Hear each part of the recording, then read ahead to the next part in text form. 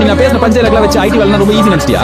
நீ மட்டும் இல்ல பாய், நிறைய பேர் பார்ட்டி பண்றது, பொண்ணுங்களோட சுத்துறது, ஜாலியா ஃபாரின் போறது ஐடி வேலை நினைச்சிட்டாங்க. நோ நோ நோ, அதுவும் கஷ்டம் பாய். இந்த ஐடி கம்பெனிக்காரங்க காலேஜ்லயே கேம்பஸ் இன்டர்வியூல வேலை கொடுப்பானுங்க. பசங்க ஐயா ஜாலி வேலை கிடைச்சிச்சுன்னு நினைச்சா கால் லெட்டர் வரதுக்கு 6 மாசம் ஆகும். ஒரு வழியா லெட்டர் வந்து வேலைக்கு போய் முதல் நாள் ஜாயின் பண்ணலான்னு பார்த்தா ஒரு வருஷம் சும்மா பெஞ்ச்ல உட்காரணும் பாய். நீ உன் கடையில சும்மா உட்காரியா ஒரு நாள்? முடியாதுல்ல.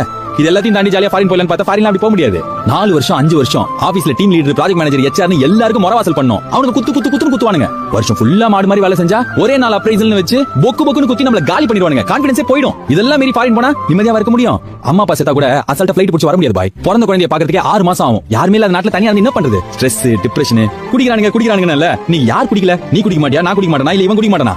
இதெல்லாம் மீறி எதுக்கு அந்த வேலை பண்றான் தெரியுமா? பயம் பாய், கமிட்மெண்ட்.